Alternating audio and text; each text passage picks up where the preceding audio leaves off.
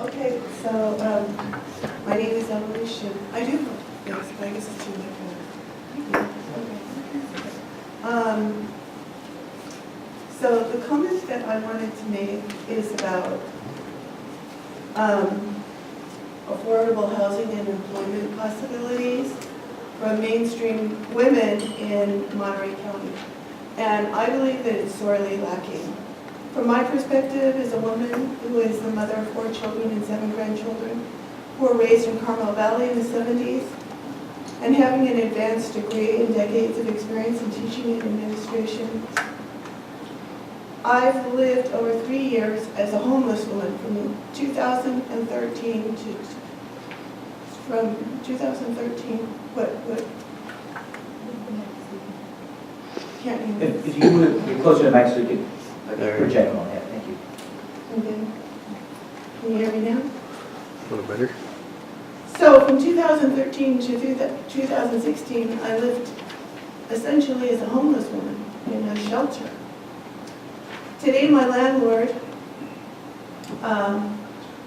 who is over me as living in a small trailer in Seaside, wants me to leave. So I find that the bureaucracies for affordable housing and employment have failed me no matter how much I apply and follow up with updates about my status. Since I'm not married, and I haven't been for over 30 years, many women and families exceed me in line for fairness and justice for basic living necessities. Thank you. Hi, West Palestinian resident. I guess the union thing, thank you for doing that. I noticed the prior week the Nativity Medical Center staff was here, so I'm hoping that while you're willing to do this as a great celebration moment, photo op maybe, but you got to do the heavy lifting too, and making sure you're meeting your staff more than halfway, and don't just let it be words, please. And I guess I'm just going off of what you guys have been saying. The stabbing at Castroville Middle, I do subbing, and it seems like it's a highly prevalent attitude among administrators and staff to think, well, this is their rambunctious time of life, and we actually kind of encourage a little bit of immaturity and consequence, and I think that's actually where that school to prison pipeline really takes hold, and a lot of people end up, or a lot of kids end up in trouble for ill-gotten reason, and it's almost, I don't know, but it just feels like the administration and the staff just kind of let the kids run wild, almost like they're just as immature, they want to be less responsible.